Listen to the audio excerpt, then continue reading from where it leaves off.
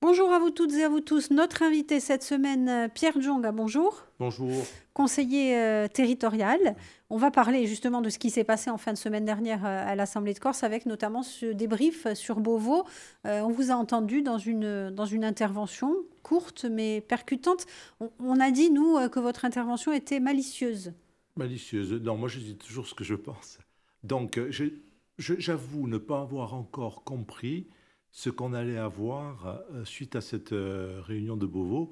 Je ne sais pas si on aura une autonomie ou une décentralisation plus poussée. Moi, je pense que les mots ont un sens. Il ne faut pas mentir aux gens. On parle d'autonomie. L'autonomie, c'est quoi? C'est le pouvoir législatif derrière. C'est la reconnaissance d'une communauté qu'on appelle peuple, à mon avis, et surtout la langue. Et là, bon, après le débat, on peut penser que ça va venir dans un deuxième temps, mais je suis toujours un peu en attente de mes convictions. Parce que je rappelle, les gens sont un peu étonnés par mon positionnement. Je me définis comme un autonomiste non nationaliste. Pourquoi? Parce que je pense que la place de la Corse, c'est dans la République française, mais quand je décline mon statut d'autonomie, je m'aperçois souvent qu'il est peut-être plus audacieux que ce que proposent certains nationalistes. Et dans ce qui sort de Beauvau, pour l'instant, je suis un peu sur la réserve. Paul Quastan a dit le gouvernement a lâché le mot d'autonomie. Josefa Giacometti a dit finalement on s'est dévoyé sur déjà beaucoup de choses. Moi, c'est ça, ce que je disais tout à l'heure, c'est les mots ont un sens. L'autonomie, c'est pouvoir législatif et un titre dans la Constitution avec la reconnaissance d'une communauté corse qui a une culture, qui a une langue, qui a une histoire. Et ça, pour l'instant, je le retrouve à demi-mot, disons. Vous avez l'impression que la majorité territoriale a répondu un peu aux injonctions de Paris sans aller véritablement sur ses fondamentaux? Non, je ne sais pas, parce qu'après, il y a eu un débat où bon, le président nous a essayé de nous rassurer en disant qu'il était ferme sur ses fondamentaux. On va voir, c'était que la première mouture. On va voir là d'ici un mois la mouture définitive. J'ose espérer que toutes nos inquiétudes seront levées. Aujourd'hui, on ne parle plus que de cette fameuse loi organique qui devrait, mais... L'organique, ce n'est que la déclinaison du premier étage qui est, à mon avis, la reconnaissance de cette communauté, la reconnaissance de sa langue. Et ça s'inscrit dans un titre. Et ensuite, la loi organique décline les compétences qu'on va nous déléguer. Là, actuellement, on me parle de trois niveaux trois délais d'acquisition des compétences. On verra, 5 ans. J'entends dire tous les 5 ans, vous avez des compétences supplémentaires. Moi, je pense qu'il était plus simple de dire, voilà, vous aurez toutes les compétences non régaliennes et on a 10 ans pour les mettre en place. Ce qui est normal, parce que je pense du jour au lendemain, par exemple, moi je suis un partisan du transfert de la santé, je ne pense pas qu'on puisse l'assumer tout de suite en 6 mois. Il va nous falloir 10 ans. Mais que le principe soit acté maintenant, moi je pense que c'est important. Vous avez parlé d'un titre, on parle d'un article à Paris. Moi, il me semble que je ne suis pas un constitutionnaliste, hein, mais tout ce que j'en ai lu, par exemple, je prends l'exemple de la Polynésie, qui est dans un article, qui fait des lois de pays qui ne sont pas des lois, ce sont des actes administratifs qui sont visés non pas par le Conseil constitutionnel, mais par le Conseil d'État. Alors on me dit oui, mais c'est la manière dont on écrit. Je constate que la Nouvelle-Calédonie, qui a un titre, peut-être pas parfait, mais ces lois, elles, sont jugées par le Conseil constitutionnel. Donc moi, je fais des comparaisons qui peut-être ne sont pas raison, mais il me semble que le titre est plus sécurisant que l'article. Vous parlez de cette clause de revoyure aujourd'hui tous les 5 ans. Jean-Jacques Panounzi, lui, a avancé, il n'a pas participé au dîner de Beauvau, hein, il ne voulait pas y aller. Il a avancé, lui, une autre méthode qui, on suppose, ne vous convient pas. Non, l'autre méthode, c'est quoi? C'est dire on fait de la décentralisation. Moi, on l'a fait, ça je pense que ça ne marche pas. Donc, moi, je dis il faut franchir le pas et on fait l'autonomie. Si l'autonomie, dans 15 ans, ne marche pas, on verra. Les Corses se jugeront. Moi, je crois que... Ou alors, on est contre l'autonomie, on le dit clairement. On dit, nous, on veut une décentralisation simplement, mais on sort de cette ambiguïté. Pour vous, la copie de Beauvau, de lundi soir, n'est pas une autonomie? Pour l'instant, non. Attendons la suite. Merci beaucoup, Pierre Djonga. On se retrouve tout à l'heure après le journal de la mi-journée. À tout à l'heure. Bonjour et bienvenue, nous recevons le conseiller territorial Pierre Djonga. Bonjour. Bonjour. On parlait ce matin de ce processus de Beauvau, de cette autonomie. Forcément, il y a un volet très important dans ce processus, dans cette méthode, enfin beaucoup de mots pour le définir. C'est la thématique de la langue. Pas de co-officialité, ça a été ligne rouge de Paris. Par contre, un vrai service public, on en est où? Alors, écoutez, moi, là, vous savez que la langue, c'est ma passion. En 2013, j'ai eu l'honneur de porter le statut de co-officialité. Mais ensuite, en discutant avec l'administration, j'ai un peu revu ma copie. Parce que la co-officialité qu'on a présentée en 2013, ça voulait dire qu'un Corse qui partait à Lille ou à Dunkerque et qui s'adressait à une administration en Corse, cette administration est obligée de lui répondre en Corse, ce qui paraît assez difficile, je le conçois. Maintenant, j'ai revu mes ambitions, pas à la baisse, mais un autre concept, je parle d'officialité territoriale de la langue corse, qui veut dire que en Corse, les deux langues, français et corse, sont au même niveau et on peut l'employer comme bon nous semble.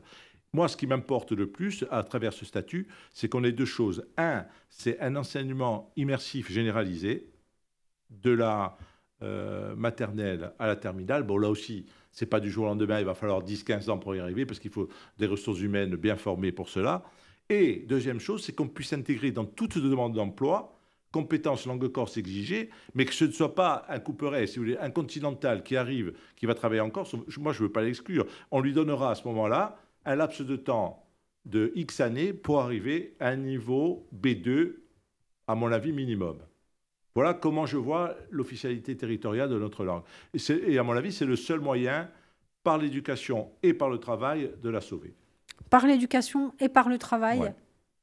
Par l'éducation, bien sûr, parce que l'éducation est importante. Actuellement, on fait porter l'effort, et je pense que dans ce qu'on dit à Beauvau, c'est le bilinguisme renforcé, on va parler encore sur l'éducation, c'est important. Mais si on ne donne pas une utilité sociale à cette langue à travers la nécessité de la parler sur un emploi, à mon avis, on n'aura pas fait tout le travail. Et je pense que mettre la possibilité à des employeurs, ils apprennent ou non après, demander une compétence en langue corse, je pense que c'est très important. Alors, vous parliez de l'éducation aussi. On a vu que la Sochudi Parantigour s'y veut la réforme d'un vrai système éducatif corse. Bien sûr, moi je suis pour la généralisation, je l'ai dit, d'un système immersif de la maternelle à la terminale, et qu'après aussi l'université aussi s'empare de cette langue, qu'elle soit intégrée à toutes les formations. Par exemple, à Corté, là, nous avons eu une suppression de postes d'élèves. Je le déplore, mais je pense que si on avait fait le choix de transformer l'école Sandreski en site immersif pilote, on aurait sauvé cet emploi, et je pense qu'on aurait eu peut-être d'autres moyens. C'est important l'immersion, justement. Bien sûr, Ça, c'est le politique et le médecin qui parlent. Oui, l'immersion, c'est important. Au niveau, toutes les études prouvent que les élèves qui passent par des systèmes immersifs ont de meilleurs résultats scolaires. Ça, c'est indéniable. Ça vous fait jouer. Je pense que même en mathématiques, ça améliore votre raisonnement. Le fait de jongler entre les deux langues, et il faut le commencer, bien entendu, à la maternelle, c'est à ce moment-là qu'on acquiert toutes les compétences linguistiques avec la théorie des phonèmes. Enfin, on ne va pas s'étendre encore là-dessus. Mais c'est très important d'avoir ce système immersif. Et je crois que c'est une richesse de pouvoir le faire. Vous qui avez travaillé sur les différents statuts, puisque vous étiez en charge de la langue corse, dans l'immersion, qu'est-ce qui fait peur à Paris ? Que la langue française passe au second plan. Je ne sais pas ce qui fait peur. Je ne sais pas ce qui fait peur à Paris, honnêtement. C'est la même chose que pour l'emploi. On accepte compétences en anglais demandées, et on refuse compétences en corse ou en breton. Je ne sais pas. Moi, je pense que c'est une faiblesse. C'est la France qui se croit faible, quelque part. L'État profond se croit faible s'il accepte de promouvoir des différences. Moi, je pense que c'est ça. Philosophiquement, je pense que la France, depuis 1993, quand Robespierre a mis en place l'État jacobin sur la terreur, il ne peut pas accepter les différences. Et je pense que c'est un aveu de faiblesse, moi, de ne pas accepter les différences. Merci beaucoup, Pierre Djong. Merci. À demain. Bonjour et bienvenue. Nous retrouvons le conseiller territorial Pierre Djong, qui est notre invité cette semaine. Bonjour. Bonjour. On va se déplacer du côté de Corté pour parler de la problématique de la Restogne. Volontiers. Écoutez, la Restogne, tout le monde a subi une catastrophe. Pour moi, ce n'est pas une catastrophe. Il n'y a pas eu de mort, déjà. C'est la nature qui a repris ses droits. Alors, je fais un petit peu d'histoire parce que les gens confondent les choses. La Restogne, donc, c'est une vallée qui est classée, site classé depuis 1966. Mais dans les années 90 à 2000, il y a eu une tentative d'opération grand site pour avoir la labellisation grand site. À l'époque, il y avait 3 opérations en Corse, la Parate qui a abouti, Bavet et la Corté qui n'ont jamais abouti. Donc, je dis qu'après ce qu'a subi la Restonica dans la Haute-Vallée, il faut s'inspirer du travail qui avait été fait à l'époque pour obtenir le label grand site. Et une des premières mesures qui était demandée, c'était de retirer la voiture de la partie haute de la Restonica. Donc, ce que nous, hommes politiques, parce que je suis élu depuis longtemps, je me mets dedans, n'avons pas été capables de faire en 20 ans, la nature l'a fait en un jour. Et donc, elle nous oblige maintenant à réfléchir à une gestion raisonnée et durable de cette vallée à travers, je veux dire, l'obtention du label grand site. Après, il y a un autre choix, c'est le choix des années, que j'appelle les années 60-70. On ouvre la route, on met un téléphérique, on fait ce qu'on veut. Et on peut même faire le vieux fantasme de certains Cortenais, pousser la route jusqu'à Goigne. Mais ce sera sans moi et sans mes amis, et on s'opposera à cette solution. Moi, je pense que la solution, c'est une solution de gestion durable qui passe à travers l'obtention du label grand site. Alors justement, en gestion durable, vous avez préconisé autre chose en fait pour les navettes. La mise en place de navettes, qui est d'ailleurs cette année, on va fonctionner avec des navettes. Moi, je pense qu'il faut que ça évolue, peut-être avec des petits trains améliorés, avec des freins plus puissants et tout. J'en ai vu en Autriche, ça existe. Et faire que ce transport puisse permettre de monter 1000 personnes jour au pont de Dragonne. Voilà. Et ensuite, il faut aménager la vallée. La dernière fois, j'ai fait rigoler tous mes amis, mais c'est pas rigolo, en disant qu'il faut des toilettes dans la Restonica parce que les gens font leurs besoins n'importe où et qu'avec la fréquentation qu'il y a, je suis persuadé que ça commence à faire des problèmes de pollution bactériologique et parasitaire. On me dit non pour l'instant, mais bon, on n'est jamais à l'abri. Et voilà, orientons-nous, gestion durable de la vallée. Ça permet de gérer les flux aussi ? Bien sûr. Quand vous faites une gestion raisonnée, vous avez un regard sur l'impact qu'a la fréquentation sur l'environnement. Si vous jugez qu'il y a trop de gens qui montent, on peut réguler avec les navettes plus facilement. Justement, c'est la problématique globale de l'accès à une vallée, bien sûr. Mais je suis persuadé, alors, en ayant dit ça, les gens vont me dire, oui, mais les commerçants. Moi, je suis persuadé qu'une gestion rigoureuse, type grand site, on va augmenter le rapport économique de la vallée. Plusieurs exemples. Vous allez à la Pointe du Raz. À la Pointe du Raz, il y avait un hôtel 4 étoiles en bord de mer. On a décidé de faire un grand site, on a rasé cet hôtel, on a porté toutes les voitures à 3 km avant. Ça a été la révolution à l'époque. Bon, les gens étaient contre. Retournez maintenant, demandez si les gens voudraient revenir à la situation antérieure. Pas du tout, puisqu'il y a eu augmentation de la fréquentation et de l'activité économique. Donc, il y a des exemples ailleurs, servons-nous-en. La difficulté, c'est peut-être dans l'imaginaire et psychologiquement. C'est psychologique. Tout le monde, on a le droit, on a toujours fait ça. Mais c'est pas vrai qu'on a toujours fait ça. C'est pas vrai. La route de la Restonne, et moi je suis assez vieux, je me souviens, elle est montée au-dessus de la mer en 72.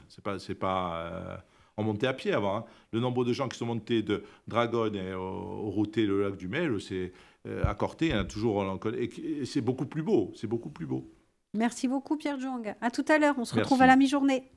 Bonjour, bienvenue. Nous retrouvons Pierre Djong. Bonjour. Bonjour. On parlait ce matin de la situation à Corté et plus globalement, en fait, du modèle touristique qu'il faudrait pour la Corse. Ouais. Qu'il faudrait pour la Corse. Un modèle, on l'a vu, basé, selon vous, sur l'environnement.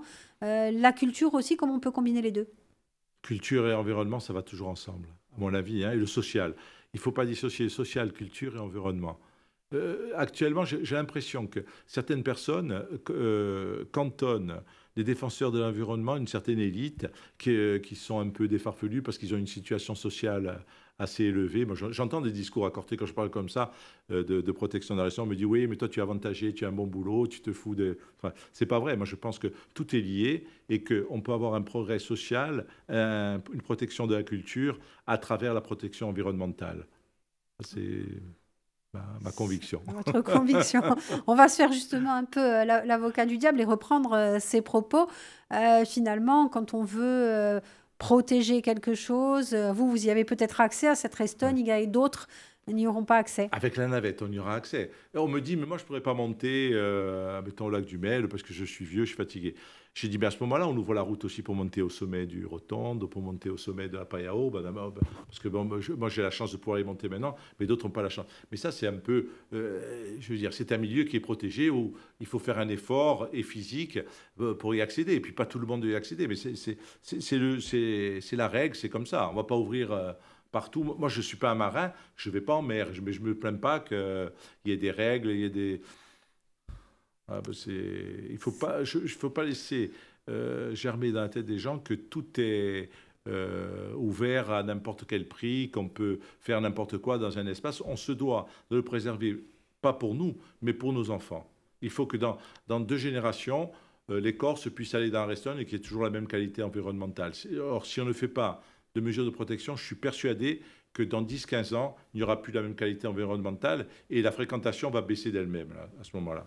Il n'y a pas une ambiguïté, finalement, à l'heure où on parle de plus en plus d'écologie. Il semblerait que ce que faisaient nos anciens, qui faisaient de l'écologie naturellement, aujourd'hui on intellectualise un peu tout ça, mais les résultats... Les résultats, ils ne sont pas trop probants, c'est vrai. Ouais.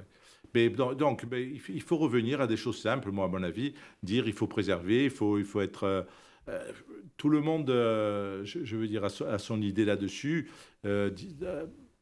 On va partir de la Restonica parce que c'est très... On va aller dans le Tavignane. Non, oui, ou la fréquentation de la montagne encore, ça revient au même, la fréquentation générale. Je trouve que maintenant, on a trop mercantilisé notre montagne. On n'a plus ce côté, pour moi... spirituel. Pour moi, la montagne, c'est une expérience spirituelle, ce n'est pas une expérience commerciale. Bon, c'est vrai que c'est une position un peu extrémiste, mais je pense qu'elle apporte plus à l'humain que simplement la recherche du gain et du profit. Aujourd'hui, on vend la montagne, mais par contre, dans la préservation, on voit plus son esprit. Et puis, dans la préservation des incendies, par exemple, dans l'accès et dans la présence humaine... On a trop voulu ouvrir, voulu trop faire n'importe quoi. Il faut des règles. Dans des pays soi-disant libéraux comme les États-Unis, l'accès à la nature, il n'est pas aussi libre que chez nous. Il y a des endroits où vous êtes obligé, par exemple quand vous faites du canyoning, j'ai vu l'expérience en Oregon, on vous donne un tube, vous êtes obligé de ramener vos matières fécales et votre urine. Donc, je veux dire, nous, on est loin de ça. Je pense qu'on n'ira pas. J'ai été en Islande, par exemple, où vous allez dans des endroits qui ont une fréquentation et une réputation équivalente au lac du Mel, par exemple, où vous marchez sur un sentier délimité, vous ne pouvez pas sortir ni d'un côté ni de l'autre, et les gens sont contents. Ici, quand vous dites ça, on vous prend pour un farfelu. Mais bon, il faudra y arriver si on veut continuer à en profiter et que tout le monde en profite. Merci beaucoup, Pierre. Ouais. Pierre Djonga, merci. Merci. Bonjour, bienvenue. Bonjour Pierre Djonga. Bonjour. Vous êtes notre invité cette semaine, conseiller territorial. On va parler d'un domaine que vous connaissez bien, le domaine de la santé. Où est-ce qu'on en est aujourd'hui? Quel est le regard que vous portez sur le système de santé insulaire? Le système de santé insulaire, il a besoin d'être revivifié, nous dirons. Bon, il y a l'hôpital d'Ajaccio qui est un bel outil, l'hôpital de Bastia qui reste à rénover, ou refaire neuf, ou réparer, enfin bref, il y a un choix à faire. Mais surtout, moi je pense qu'on a le chantier à ouvrir du CHU. Moi je suis un partisan du CHU, donc il faut que, là, pour en revenir à ce que nous disions en début de semaine du processus de Beauvau et de l'autonomie, je pense que ce qu'il faut arracher principalement et rapidement, c'est la création du CHU. Ça c'est sûr, un CHU multisite, un CHU qui permette à tous les Corses de se soigner sur place, parce qu'actuellement, ce n'est pas évident. Moi, personnellement, en famille, j'étais confronté à une maladie assez grave. On était obligé de partir sur le continent pour avoir des soins à un certain niveau de qualité. Donc, il faut que ça s'arrête. Parce que moi, je suis privilégié, je peux y aller, mais il y a des Corses qui ne peuvent pas le faire et qui subissent des conséquences graves. Donc, attelons-nous rapidement à avoir ce CHU pour monter le niveau de prise en charge de nos patients. Deuxième aussi... à mon avis, chantier à ouvrir, c'est celui de l'installation des médecins, principalement généralistes, dans des milieux ruraux. Alors moi, je vous dis franchement, par expérience, je ne crois pas aux maisons de santé. Les maisons de santé, bon, c'est bien, mais de les ouvrir, mais il faut trouver des gens qui viennent dedans, et on a un peu un déficit. Alors, pour revenir à l'autonomie, moi, je préconise, par exemple, dans l'Institut d'autonomie, qu'on nous autorise à tester en Corse le numerus clausus à l'installation des médecins. J'explique. Les pharmaciens, c'est une pharmacie pour 2500 habitants. Moi, je dis, disons, un médecin généraliste pour 1000 habitants. Il n'y a pas d'interdiction d'installation. Celui qui s'installe hors quota n'est pas remboursé par la sécurité sociale. C'est ça que ne sont pas remboursés. Voilà. Parce qu'on me dit c'est une atteinte à la liberté d'installation. Non, tu t'installes où tu veux, mais si tu es hors quota, au-dessus, tes patients ne sont pas remboursés. Moi, je veux tester ça parce que je pense qu'il y a moyen d'avoir des médecins sur tout le territoire. Ça a été fait pour les infirmières, en fait, et pour Voilà. les infirmiers, ça a été un peu compliqué, y compris pour les patients, d'ailleurs. C'est compliqué, mais comment? Moi, je prends l'exemple de Corté. Pour l'instant, on a une dizaine de médecins. Là, on est un médecin 75 ans, deux médecins 67 ans, un 69 qui est à Benaco, mais c'est le même territoire, et un 65 ans. Nous allons tous nous mettre à la retraite et nous réinstaller. Moi, par exemple, le 1er octobre, je suis à la retraite. Le 2, je me réinstalle en cumul emploi-retraite. Mais on va durer combien? On est dans des âges, on peut mourir du jour au lendemain pour une maladie grave. Dans 5 ans, est-ce qu'on trouve 5 médecins pour le remplacer? Dans le système actuel, je ne pense pas. Je ne pense pas. Dans le système actuel, je ne pense pas. Donc, essayons des mesures, parce qu'il y a quand même un bassin de population de 10 à 15 000 habitants l'hiver, l'été, on monte à 30. On ne peut pas laisser avec 4 médecins ce territoire. C'est pour ça qu'il faut, à mon avis, être un peu inventif et même un peu restrictif dans les installations. Corté, ville universitaire, n'est pas une ville attractive pour les médecins. Je suis surpris par ça. Il y a 3 jeunes filles et mon fils qui sont installés, mais beaucoup ne veulent pas monter s'installer à Corté. Je ne sais pas pour quelle raison. Peut-être qu'il n'y a pas la mer. Peut-être alors. On va installer une plage. On a un bar. Il y a déjà le bar de la plage. On pourrait avoir une plage à Corté. Mais c'est une problématique. Pourtant, il y a tout ce que vous voulez. C'est facile d'avoir des gosses à Corté. Moi, je me parle d'expérience. C'est facile. Vous avez moins de contraintes peut-être que sur Ajaccio pour avoir des crèches.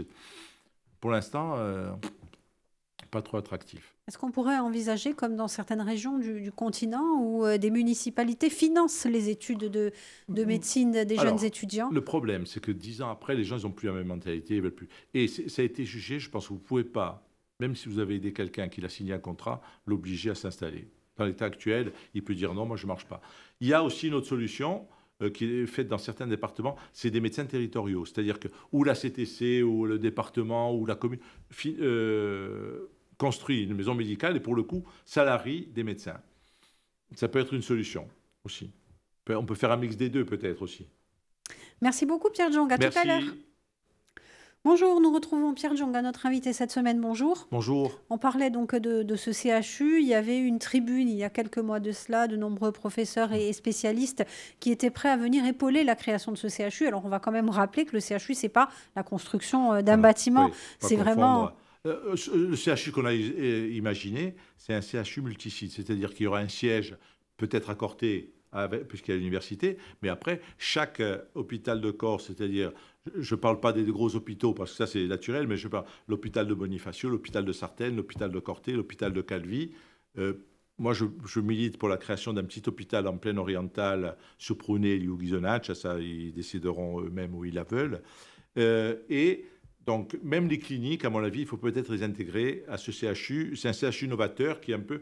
Et ce CHU, à mon avis, ne peut se faire qu'en collaboration avec des CHU existants pendant une dizaine d'années aussi, pour qu'on ait une collaboration pour avoir des profs et toute la structure qui va avec. Voilà.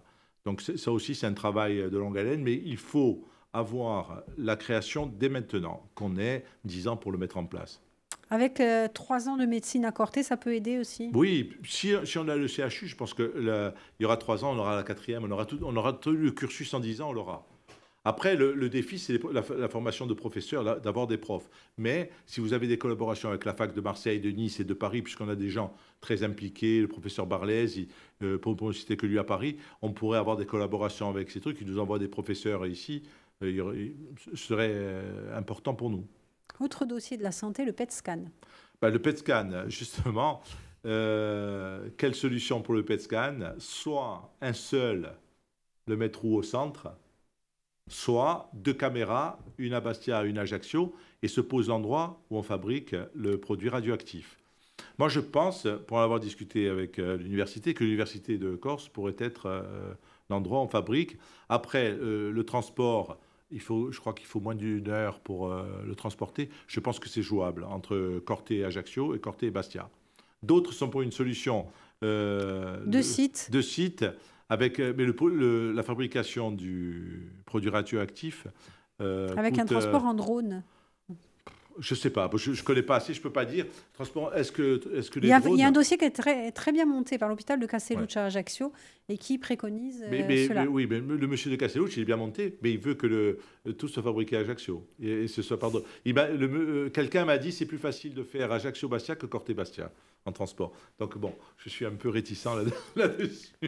Mais quoi qu'il en soit, il faut Non, un il le PET faut, scan le encore. PET scan, il le faut. Le nombre de gens qui partent faire un PET scan, c'est... Ou qui renoncent. Parce Ou qu'on a qui des renoncent, 40% voilà, des ouais. personnes qui ont besoin de cet Alors, examen. une nouvelle. Corté a un scanner qui marche très bien, donc on n'a plus besoin d'autorisation pour avoir l'IRM. Donc je pense que Corté va se positionner pour avoir une IRM, mais une IRM particulière. C'est une IRM à champ ouvert, c'est pour les gens claustrophobes. C'est-à-dire on n'est plus dans le fameux tube, les gens se sont dans la gâche, par Gumorto. Et c'est bien ça. Donc si on a ça, ce sera un succès de fréquentation. Malheureusement, succès, c'est pas tout à fait le mot, mais je pense que ça va booster la fréquentation. À partir de quand? Je pense qu'à la demande de partie, il faut attendre un an, je pense, pour avoir ça. À nouveau. Encore. Donc c'est vrai Ouais. que l'IRM fait peur à beaucoup de gens. Oui, parce que vous êtes dans un tube. Et là, le champ ouvert, c'est pas du tout pareil. Vous avez plus cette sensation d'étouffement. Merci beaucoup Pierre Jong. À Merci. demain. Bonjour et bienvenue, bonjour à vous toutes et à vous tous. Pierre Jong est notre invité cette semaine. Bonjour. Bonjour. On a parlé d'écologie en milieu de Mhm. semaine, on va parler des déchets, forcément ça va avec. Les déchets, écoutez, moi j'ai été président d'Office d'environnement. J'avais porté un plan qui était simple, c'était tri, valorisation, enfouissement. Bon, je crois que c'est le seul qui a été voté. Depuis, il n'y en a plus de voté, hein, depuis 2015. Oui, il y en a eu un. Je ne crois pas. Il y en a eu un plus ou Ouais, moins. qui a été critiqué, bon, je sais pas. Et je ne sais plus où on en est maintenant. Honnêtement, je ne sais plus où on en est des déchets. Tri, valorisation, enfouissement. Enfouissement, c'était à l'époque, c'était enfouissement. Moi, j'étais contre, et je suis toujours contre, la valorisation thermique ou l'incinération. Hein. Maintenant, on l'appelle valorisation thermique. Moi, je suis contre, parce que je pense qu'il y a toujours des rejets de produits nocifs et cancérigènes. Ça, c'est ma position. On me parle de Monaco. Je dis que le cancer est démocratique, même à Monaco, il y a des cancers, et que Monaco, j'ai vu qu'ils envisageaient de le supprimer. Parce que ça, c'est le grand leitmotiv qu'on me dit, même à Monaco, il y en a un. Donc, bon, il faut... Alors, le fond de ma pensée, je vais aller encore plus loin. Moi, je pense que les blocages viennent de la dualité entre le CIVADEC et l'Office de l'environnement et la CTC. Il faudra prendre la décision, à mon avis, de mettre un seul et unique responsable. Le CIVADEC a toujours sa raison d'être? Je ne sais, on choisit le CIVADEC ou celui qui fait le ramassage et le transport des ordures n'a qu'à faire le plan, moi je dis, avec un contrôle de la CTC par-dessus. Mais là, on arrive à un affrontement. Moi, je ne sais plus. Mais ça en devient même risible. Je ne sais pas si quelqu'un peut me dire quelle est notre politique en matière de déchets et quelle sera à l'avenir notre... Enfin, voilà. Donc, c'est ce que je peux dire, c'est tout. Hein. Le reste, on va arriver encore à avoir des dérogations pour enfouir encore plus, que ce soit sur la plaine ou en bas... À Vigianil. À Vigianil. Et là, maintenant, il y a ces deux structures qui vont se monter. Moi, à mon avis, ce n'est pas la solution. Hein. Les structures de surtri, parce qu'après le transport, comment... Je ne sais pas. Je suis très, très réticent sur la construction de ces deux usines, enfin deux ou une pour l'instant. Il y a Monte, il y a le centre de Monte. Je ne sais pas si ça va résoudre le problème, je ne suis pas sûr. L'enfouissement pourrait le résoudre? Non, mais c'était la moins mauvaise solution. C'était la moins mauvaise solution à l'époque. Alors, est-ce qu'on pense que l'incinération va le résoudre? C'est ce que je dis. Le meilleur traitement des déchets, c'est ne pas produire de déchets. Et ça, on l'a oublié. Ça, c'était une des parties les plus importantes du plan, c'est réduire les intrants. Et ça, on n'en parle pratiquement plus. Le député Jean-Félix Aquavive avait déposé, même à l'Assemblée nationale, pour éviter de rentrer, y compris des contenants. Des contenants. C'est ça qu'il faut réduire, à mon avis, au départ, ça, les contenants. Alors, je ne sais pas, j'espère me tromper et j'espère qu'on me prouvera qu'on va résoudre cette problématique qui, à mon avis, pour le coup, est une urgence pour la Corse. Urgence avec ça et l'énergie et l'eau. Ça, c'est le triptyque, à mon avis, à résoudre parce que si on veut être si on veut être une île autonome dans la Méditerranée. Indépendance énergétique. Dépendance énergétique, bien sûr. Moi je vais encore faire hurler dans les chaumières corses. Moi, je milite pour un SMR. Vous savez ce que c'est? C'est un mini-centrale nucléaire. C'est grand comme cette pièce-là. Ça produit de l'électricité pour 1 million de personnes. On en parle tout à l'heure, après le journal de la mi-journée. À tout à l'heure. Bonjour, bienvenue. Nous retrouvons Pierre Djonga. Bonjour. Bonjour. On s'est quitté ce matin. Vous nous parliez de cette mini-centrale nucléaire. Ouais. C'est ça que vous aimeriez voir en Corse? Moi, j'aimerais encore. Ça produit, je veux dire, sur un petit volume. Il n'y a aucun risque. Parce que si ça explose, il y a moins de risque pour la population corse que si Pierre Latte, sur le continent, explose actuellement. Donc ça n'a rien à voir avec une grosse centrale nucléaire. On utilise les déchets des grandes centrales, on parle même d'atomes verts. Bon, ça je mets entre guillemets. Et je pose la question, sur l'environnement, est-ce que les grands barrages qu'il y a actuellement en Corse ne font pas plus de mal à l'environnement que ce SMR? Je demande aux Corses de réfléchir. Je prends l'exemple du barrage de Calagouche qui a tué, à mon avis, 2 rivières, le Tavignano, en prenant 60% de son débit au moins, et le Gol. Donc je pense qu'on devrait réfléchir sans tabou à des solutions qui maintenant se font dans le monde entier. Parce que des SMR, maintenant tout le monde veut en installer. Alors, moi, je ne suis pas du tout décideur, je ne serai plus décideur parce que je suis vieux en politique et que mon temps va passer, mais je lance cette idée à réfléchir. Les associations de défense de l'environnement vont... on est à table là,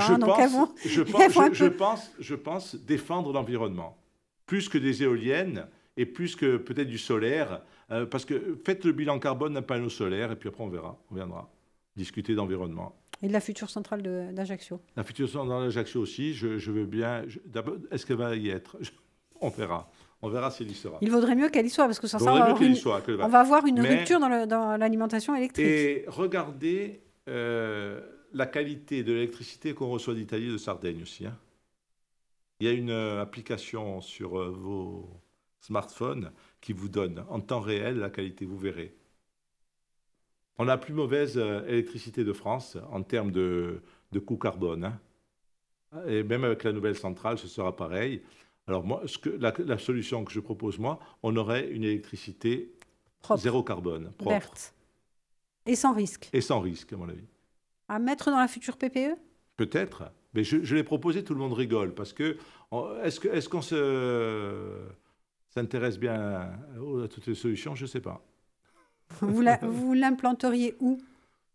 Il faut être près d'une rivière. Moi, je suis prêt à le prendre à Corté. Je crois que c'est 200-300 emplois.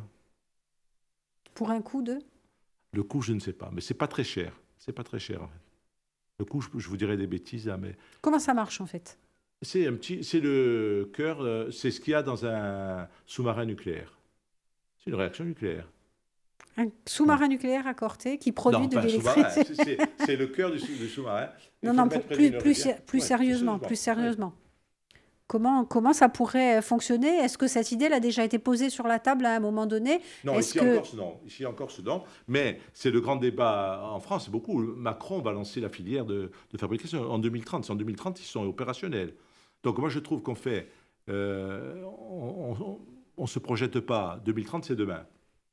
Je ne dis pas que j'ai raison à 100%, mais je trouve que c'est dommage de ne pas le mettre dans la discussion de notre PPE. Et ça viendrait en substitution des 2 centrales? Moi, à mon avis, oui. À mon avis, ça peut venir en substitution des centrales et des câbles, surtout avec l'Italie. Et après, on ferait aussi du solaire, même si j'ai critiqué tout à l'heure, et du renouvelable à côté.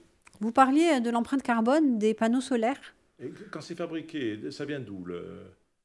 La Syrie, ça vient d'Afrique, le transport. Le coût du transport, tout, bien sûr. La fabrication d'un panneau solaire, elle n'est pas neutre en matière de carbone. Pardon, excusez-moi. Merci beaucoup, Pierre Djonga. À demain. Bonjour, bienvenue. Bonjour, Pierre Djonga. Bonjour. Conseiller territorial, vous êtes notre invité cette semaine. On a parlé du social. On a survolé un peu le social. La précarité aujourd'hui, c'est une vraie réalité en Corse. Et la précarité étudiante, notamment, un monde étudiant que vous connaissez bien. Précarité étudiante, précarité tout court des populations. Je fréquente, moi je vois au cabinet, Par exemple, j'ai des gens qui sont peut-être... je me suis mis au tiers payant parce que j'ai des gens qui sont dans l'impossibilité, des fois, d'avancer 25, 26 euros pour une consultation. De plus en plus. Je n'ai pas connu ça les premiers temps où j'étais installé, mais j'ai 40 ans d'installation où il n'y a pas de problème. Là, maintenant, on sent que les gens, même les Corses de souche, si vous voulez, où il n'y a jamais... Là, je sens des gens qui sont dans le besoin. Il y a peu d'emplois par l'administration, il y a peu d'emplois qualifiés. Dans le bâtiment, dans l'agriculture, les Corses ont du mal à vouloir y aller, à faire leur vie. Donc, on a un gros problème social. Ça, c'est une réalité. Et comment en sortir? Il faut rebooster l'économie. À mon avis, il y a des filières à relancer. Par exemple, on est en plein salon d'agriculture. Je pense que la filière agricole, ici, pour le coup, a besoin d'être revivifiée pour créer des emplois. On n'a pratiquement plus d'éleveurs de chèvres et de brebis. Alors que c'est la base de la société corse, c'était. Et là, il y a peut-être un effort à faire. Il faut peut-être que nous fassions un effort là-dessus. C'est vrai que la PAC ne nous aide pas puisqu'elle est orientée sur d'autres priorités et pas sur ce qui serait important pour la Corse. Mais je pense qu'il y a, dans le bâtiment aussi, il faut revaloriser peut-être les salaires pour que les jeunes Corses acceptent d'y aller.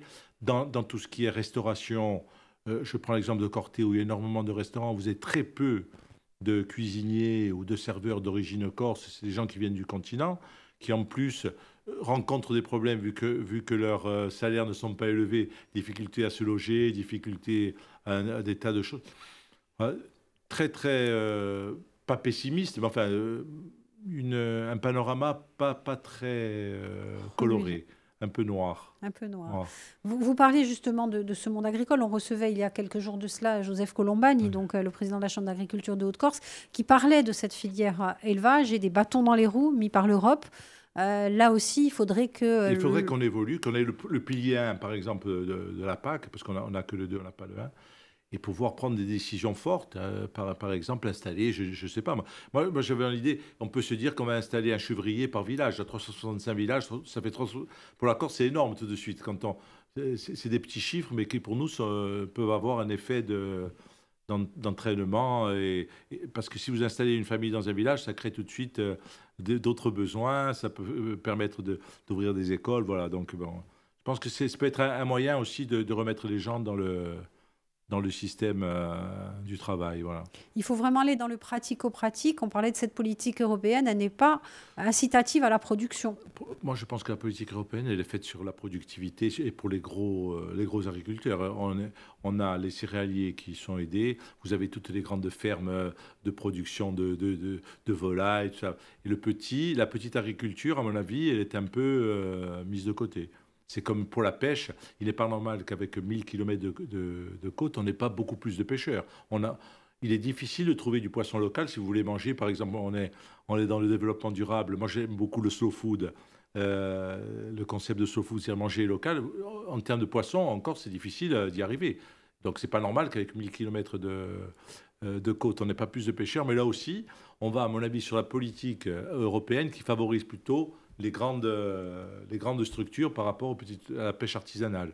Aucune aide à l'installation pour les pêcheurs, puisque si vous voulez acheter un bateau, l'Europe ne vous aide pas. Elle vous aide si vous êtes installé à le réparer, si vous avez des dégâts, mais elle ne vous aide pas à acheter un bateau. Donc voilà, c'est ça. Ça, il faut qu'on réoriente un peu là-dessus. Il y a des tas de secteurs où on doit... C'est pour ça que l'autonomie, pour moi, est importante, mais une vraie autonomie avec des vrais moyens pour réorienter un peu toutes ces politiques économiques et qui, après, induisent un mieux social de notre population. Merci beaucoup, Pierre Djonga. À tout à l'heure. Bonjour et bienvenue. Dernier rendez-vous de la semaine en compagnie de Pierre Djonga. Bonjour. Bonjour. On parlait de ce matin des Corses qui avaient des difficultés à travailler dans certains secteurs. On va parler du logement et des 5 à 6 000 personnes qui arrivent chaque année en Corse. Ce sont les chiffres de l'INSEE, on n'invente rien. Oui.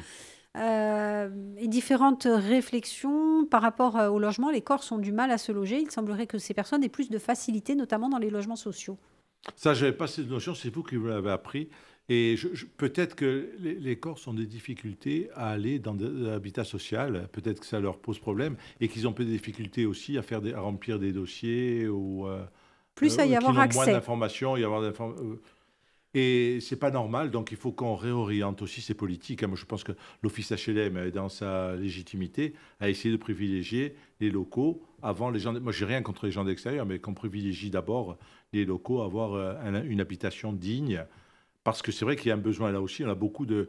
Moi, je visite par mon métier beaucoup d'appartements qui sont souvent limite insalubres. Donc, il faut qu'on fasse un effort là-dessus pour nos compatriotes qui en ont besoin. Parce qu'on entend beaucoup parler du problème du foncier. C'est vrai qu'on a mis la lumière sur ce problème du foncier, de la spéculation immobilière, mais il y a le problème du logement, tout court. Eh ben, peut-être qu'on a un déficit aussi de construction de logement social. Ça, je pense qu'on doit avoir... Sur Corté, par exemple, il y a 100 logements qui vont se construire, et je me demande s'il n'en faudrait peut-être pas un peu plus. Et sur Ajaccio, je ne connais pas la situation, et Bastia non plus, mais je pense qu'il y a un besoin aussi qui doit être assez important. Comment on arrive justement à trouver un équilibre entre une surconstruction? Parce que c'est vrai que dans certains secteurs, il y a des surconstructions, il y a des zones qui sont en tension avec des résidences secondaires. On peut il faut penser à limiter, l'extrême comme on sud. dit, avec le statut de résident, peut-être qu'on réussira à limiter et le prix de la terre et le prix de la construction. Parce que c'est vrai maintenant, moi je vois sur Corté, vous avez des constructions neuves qui sortent à presque 2500, 3000 euros le mètre carré. Je ne sais pas si beaucoup de Corses peuvent maintenant se le payer. Le prix du terrain, nous, on est à 200 euros. On me dit que c'est pas cher par rapport à la côte, mais qui peut se payer à 200 euros le mètre carré un terrain pour faire une villa? Ou alors on s'endette toute sa vie et on... Non, c'est problématique. C'est pour ça qu'avec le statut de résident, moi, je suis favorable. Aujourd'hui, on ne parle plus de statut de résident, on parle statut de résidence. Qu'on appelle, moi, ce qui m'importe, c'est qu'on fasse baisser à travers une politique publique le prix du mètre carré parce qu'il n'est plus accessible aux gens de chez nous. C'est une problématique d'ailleurs qui n'est pas que corse. J'avais lu avec intérêt un article sur Berlin où les gens de l'Est disaient que quand le mur est tombé en 89, on trouvait un F4 à 100 000 euros. Maintenant, c'est passé à 1 million d'euros. Et eux, ils sont exclus de fait du marché et eux aussi demandaient ce qu'on peut appeler un statut de résident, nous aussi, c'est-à-dire des mesures limitant le prix de la construction et du mètre carré. C'est une grosse problématique, surtout dans une région comme la nôtre qui est attractive pour les riches, mais ces gens-là attirent aussi, attention, mes paroles ne sont pas dénigrantes, mais tout un sous-prolétariat, moi j'appelle ça, qui a des difficultés et à vivre et à se loger. Et ça fausse un peu le marché après. Vous en parlez en début de semaine aussi de votre scepticisme par rapport au contenu de la future loi d'autonomie. Oui. Ce statut de résidence, comment vous l'avez perçu par rapport au statut de résident? Moi, j'ai l'impression que c'est une marche arrière. Mais j'ai entendu, après les explications du président, qui me dit non, ça va être bien. Donc j'attends. Je ne veux pas avoir un jugement définitif aujourd'hui. Attendons la fin du mois, on verra ce qui va sortir de la discussion de Beauvau. Gérald Darmanin, qui devrait être en Corse à la mi-mars, vous attendez beaucoup de cette visite? Ou pas? Moi, j'attends rien. Moi, je ne suis pas convié. Je regarde ça de loin. Moi, je travaille. Je ne sais pas. Non. Justement, sur ces réunions, par exemple, sur ce format du dîner de Beauvau à 8, alors certes, on ne peut pas convier toute la délégation, mais est-ce que vous regrettez qu'il n'y ait pas eu un plus grand nombre? Que les autres... je demande sans rien. Parler de vous, non, sans parler de vous, mais je veux même pas y aller. Voilà. Mais les organisations syndicales, Moi, je trouve que c'est un peu, justement, ça fait un peu conciliabule entre gens informés et que le peuple n'a pas trop à savoir la cuisine. Moi, ça me convient pas du tout. Je trouve pas ça. Dans un pays vrai démocratique comme la Suisse, par exemple, ça se passerait pas comme ça. On consulte les gens, il y aurait eu une votation, il y aurait eu une explication. Là, c'est un peu des arrangements entre sachants et nous, on subit. Je sais pas si c'est la bonne solution. Merci beaucoup Pierre Djonga d'avoir passé cette semaine dans notre compagnie. On retrouve cette émission en podcast et on vous retrouve à Corté ou à Ajaccio. À bientôt. Merci, à bientôt.